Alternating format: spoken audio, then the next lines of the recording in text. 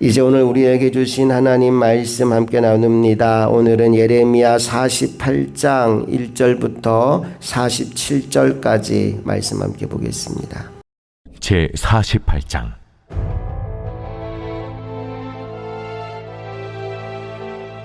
모압에 관한 것이라. 만군의 여호와 이스라엘의 하나님께서 이와 같이 말씀하시되, 오호라 느보여, 그가 유린당하였도다. 기랴다임이 수치를 당하여 점령되었고 미스갑이 수치를 당하여 파괴되었으니 모압의 찬송소리가 없어졌도다.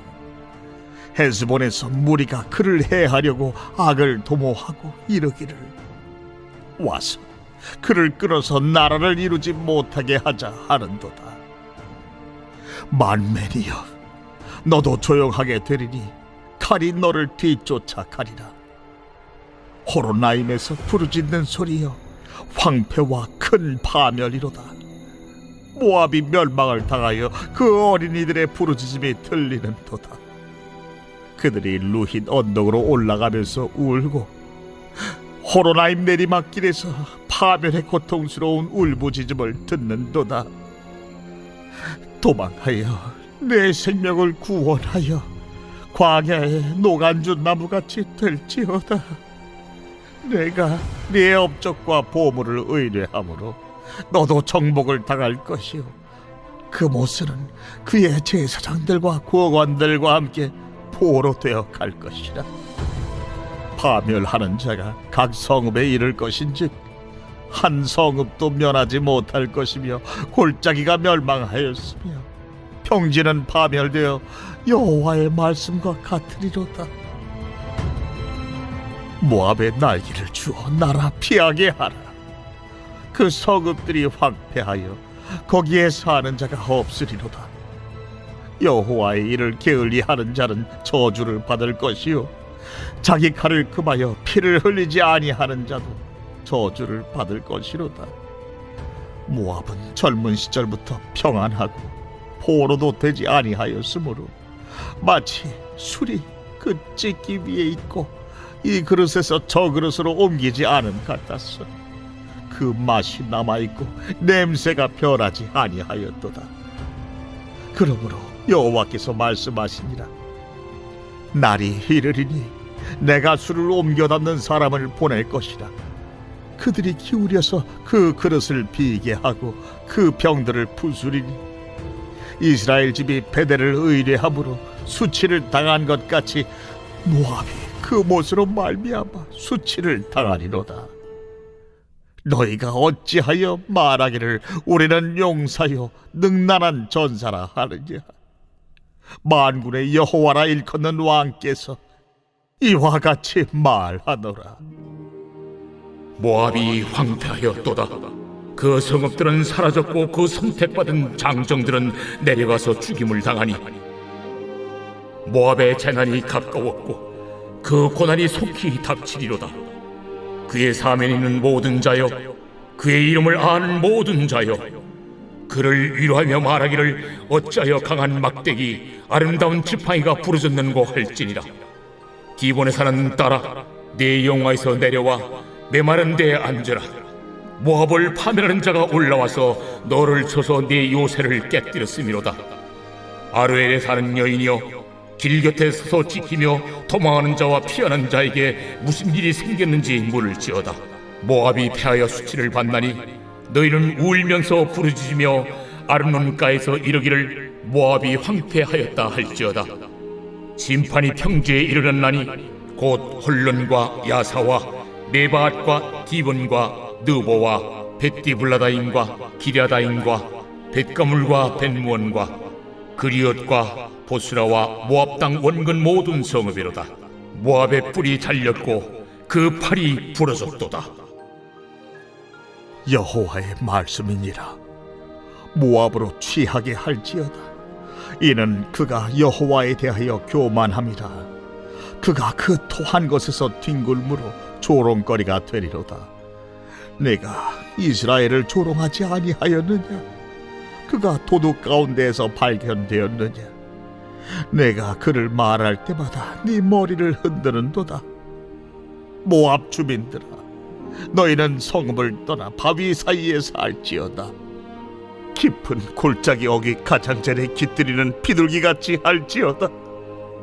우리가 모압의 교만을 들었나니 심한 교만 곧 그의 자고와 오만과 자랑과 그의 마음의 거만이로다.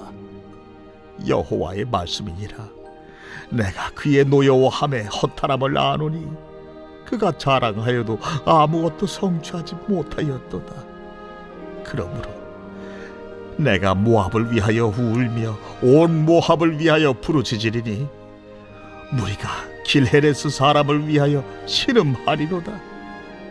신마의 포도나무여, 너의 가지가 바다를 넘어 야셀 바다까지 뻗었더니 너의 여름 과일과 포도 수확을 탈취하는 자가 나타났으니 내가 너를 위하여 울기를 야셀이 우는 것보다 더하리로다.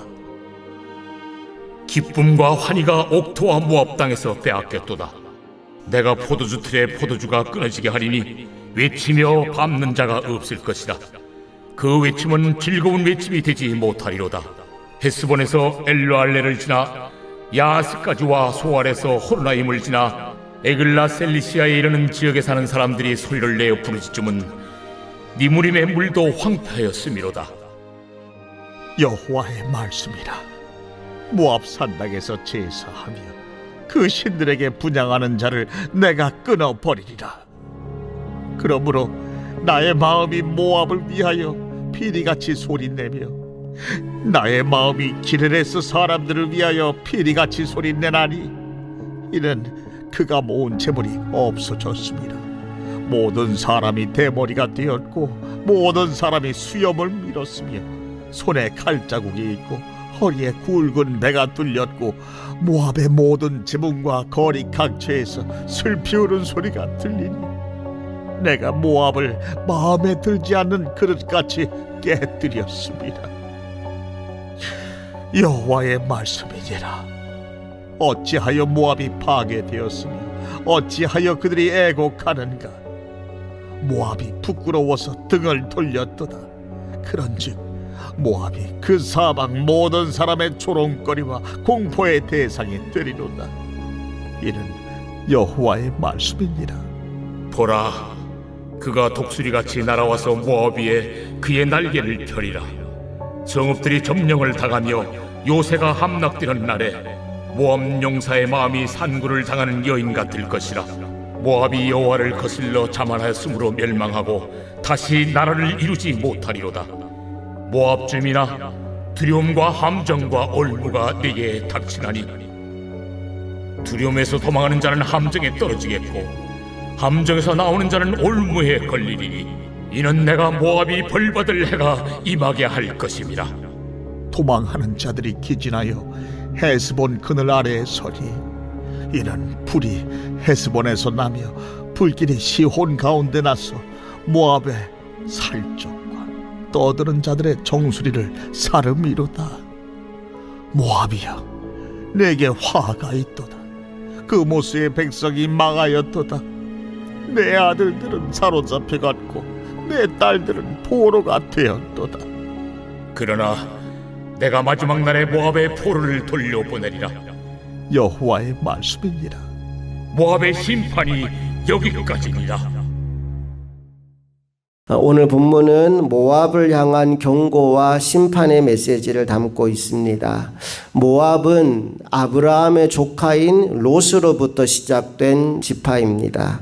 소돔 고모라가 멸망한 이후에 롯이 두 딸과 함께 산으로 피하였는데 이제 더 이상 남자를 만날 수 없을 것이다 라고 판단했던 그 두 딸이 아버지에게 술을 먹이고 술에 취한 아버지와 관계를 해서 각각 임신을 하고 출산을 하게 됩니다. 그렇게 해서 탄생한 족속이 모압과 암몬입니다. 어찌 보면 이스라엘과 가까운 친족 관계라고 볼 수도 있지만 서로 간의 사이가 그렇게 좋지 못했습니다.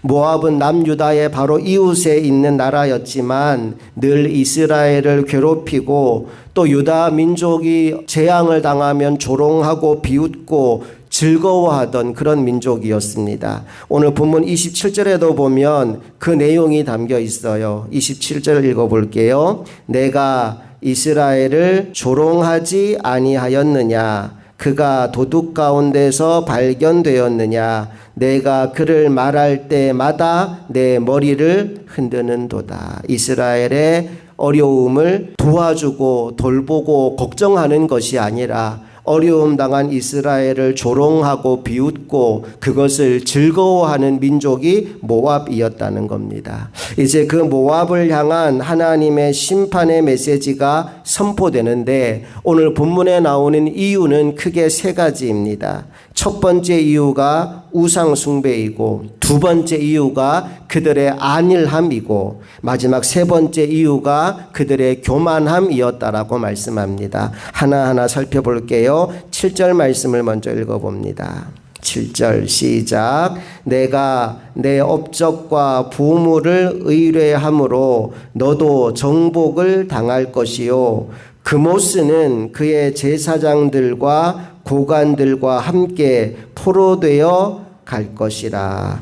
여기 그모스라는 이름이 나오는데 그모스는 모압 사람들이 섬겼던 주신의 이름입니다. 이 그모스라는 이름의 뜻이 뭐냐 하면 정복자, 파괴자라는 뜻이에요. 그런데 7절 말씀에서 언어 유희를 하고 있어요. 다시 보시면 내가 내 업적과 보물을 의뢰함으로 너도 정복을 당할 것이요 라고 나오죠. 그모스가 정복자란 뜻인데 정복자인 그모스가 오히려 정복을 당하고 파괴되어 끌려가게 될 것이다. 너희들이 의뢰하는 신은 아무것도 아니다. 너희는 그모스가 최고인 줄 알지? 그모스를 믿어서 너희가 돈도 많이 벌고 너희들 삶이 나아졌다라고 생각하겠지만 하나님의 때가 되면 그모스는 파괴될 것이고 정복당할 것이고 너희들이 믿고 의지했던 그 모든 업적과 보물들은 사라지고 말 것이다 라고 말씀합니다. 오늘 우리 안에 하나님보다 더 사랑하는 우상이 사라지게 되기를 원합니다. 우리가 믿고 의지하고 신뢰할 분은 하나님 한 분밖에 없다는 것을 오늘 이 새벽 다시 한번 마음에 새기시기를 주님 이름으로 축복합니다. 그런가 하면 두 번째, 모압이 이렇게 심판을 받게 된 이유는 그들 속에 있는 안일함이라고 11절이 말씀하고 있어요. 다 같이 11절 읽어봅니다. 시작. 모압은 젊은 시절부터 평안하고 포로도 되지 아니하였으므로 마치 술이 그 찢기 위에 있고 이 그릇에서 저 그릇으로 옮기지 않음 같아서 그 맛이 남아있고 냄새가 변하지 아니하였도다. 모압은 젊은 시절부터 평안하고 포로도 되지 않았다라고 말합니다. 말하자면 굉장히 안정적인 삶을 살았던 거예요. 어느 민족의 외세 침략도 없었고 나라가 그냥 평안하게 흘러갔다라는 얘기입니다. 여러분, 그런데 그 결과가 무엇이냐? 그들이 하나님을 찾지 않았다는 거예요. 하나님이 필요하지 않았다는 거예요. 내 인생에 아무런 문제와 어려움이 없으니까 하나님을 찾을 생각조차 하지 않았다라는 거예요. 오늘날에도 그런 사람들이 많이 있습니다. 인생이 너무 잘 풀려서 굳이 하나님을 찾을 필요도 믿을 필요도 없다라고 생각하는 그런 사람들 말이지요. 어쩌면 그런 사람들에게 있어서 평안은 복이 아니라 오히려 큰 재앙일 수 있습니다. 오늘 여러분의 인생 가운데 힘들고 어려운 문제들이 찾아왔다면 여러분 그 문제 때문에 하나님을 원망하기보다 그 문제로 인하여 하나님을 찾게 하시니 감사합니다. 그 문제로 인하여 하나님과 가까워지게 하시니 감사합니다. 여러분 그 문제를 통해 하나님을 더 깊이 만나시고 그 모든 문제를 변하여 복이 되게 만들어주시는 그 하나님의 역전의 은혜를 누리는 하나님의 종들이 다 될 수 있기를 간절히 바랍니다. 마지막 세 번째, 오늘 모압의 문제점이 무엇이냐? 그들 속에 있는 교만함이었습니다. 26절 말씀 읽어봅니다. 시작. 모압으로 취하게 할지어다. 이는 그가 여호와에 대하여 교만함이라. 그가 그 토한 것에서 뒹굴므로 조롱거리가 되리로다. 다른 것에 대한 교만이 아니고 여호와 하나님께 대한 교만함이다 라고 말합니다. 29절 말씀도 가봅니다. 시작. 우리가 모압의 교만을 들었나니 심한 교만 곧 그의 자고와 오만과 자랑과 그 마음에 거만이로다. 그냥 교만함이 아니고 심한 교만이라고 말합니다. 하는 것마다 다 잘 되니까 그들 마음속에 우리는 뭘 해도 다 돼라는 마음이 있었던 거죠. 그 평안함과 그 잘됨이 필연적으로 모압 백성들을 교만한 백성으로 만들게 되었다라고 말합니다. 그런데 교만은 하나님이 가장 싫어하는 겁니다. 왜냐하면 그 교만의 가장 밑바탕에 하나님을 인정하지 않는 마음이 깔려 있기 때문이죠. 모압은 자기가 최고인 줄 알았지만 결국 그 교만함 때문에 그 자만과 자고함 때문에 망하게 될 것이다 라고 하나님이 말씀하고 있습니다. 얼마나 처참하게 망하게 되느냐? 38절에 이런 말씀이 나와요. 38절 다 같이 읽습니다. 시작. 모압의 모든 기둥과 거리 각처에서 슬피 우는 소리가 들리니 내가 모압을 마음에 들지 않는 그릇같이 깨뜨렸음이라. 여호와의 말씀이니라. 내가 모압을 마음에 들지 않는 그릇을 깨뜨린 같이 그렇게 깨뜨렸다라고 말씀합니다. 사랑하는 여러분, 이제 우리의 마음과 우리의 삶을 한번 점검해 봤으면 좋겠습니다. 오늘 모압의 문제점 세 가지를 나누었어요. 우상 숭배와 안일함과 교만함에 대해서 나누었는데 혹시라도 오늘 우리 마음과 우리 삶에 이런 것들이 있지는 않은지 한번 점검해 보았으면 좋겠습니다. 아까도 잠깐 이야기했지만 우상은 단순히 나무나 돌이나 석상 같은 것들이 아닙니다. 성경이 말하는 우상이 무엇이냐? 내가 하나님보다 더 의지하고 하나님보다 더 사랑하는 것을 성경은 우상이라고 말합니다. 내가 하나님보다 돈을 더 사랑하고 돈을 더 의지하면 돈이 나의 우상이 된 거예요. 내가 하나님보다 내 남편이나 아내를 혹은 다른 어떤 사람을 의지하고 신뢰한다면 그 사람이 나의 우상이 되는 거예요. 내가 하나님보다 내 자녀들을, 내 손주들을 더 사랑하고 아낀다면 내 자녀와 손주들이 나의 우상이 되어 있는 겁니다. 오늘 우리의 마음을 한번 점검해 봅시다. 내가 하나님보다 더 사랑하고 더 귀하게 여기고 있는 무엇이 있는지, 그리고 혹시라도 그 우상이 있다면 우상을 내려놓고 하나님만 사랑하는 하나님의 백성들이 될 수 있기를 간절히 바랍니다. 두 번째, 혹시나 내 마음속에 지금 별 문제가 없다고 해서 안일한 태도로 살아가고 있진 않은가? 여러분, 마지막 날이 가까워 오고 있습니다. 주님의 재림이 가까워 오고 있습니다. 이때 우리가 마음을 정하고 정신을 차리고 깨어있지 않으면 주님 다시 오시는 날 그 심판의 자리에서 우리도 심판당하게 될지 모릅니다. 정신을 차리고 깨어 있어야 합니다. 오늘을 치열하게 믿음으로 살아야 합니다. 안일한 자세로 살아가는 것이 아니라 오늘도 깨어 주님 기뻐하는 일을 감당하는 저와 여러분 모두가 되기를 소망합니다. 마지막 세 번째는 교만한 마음입니다. 여러분, 교만한 사람이 절대로 하지 않는 게 있습니다. 바로 기도입니다. 기도는 겸손한 사람이 하는 겁니다. 하나님의 은혜와 도움이 없이는 한순간도 살아갈 수 없다라는 고백을 담은 사람이 기도의 자리에 머무는 겁니다. 오늘 저와 여러분이 겸손한 기도자들이 될 수 있기를 원합니다. 하나님의 은혜와 도움 없이는 나는 한순간도 살아갈 수 없습니다. 오늘도 내게는 하나님의 은혜가 필요합니다. 그 마음으로 이 새벽 겸손하게 기도하는 하나님의 사람들이 되어서 하나님의 은혜와 복이 끝없이 흘러 들어오는 믿음의 삶을 살아가는 우리 모두가 될 수 있기를 간절히 바랍니다. 함께 기도하시겠습니다.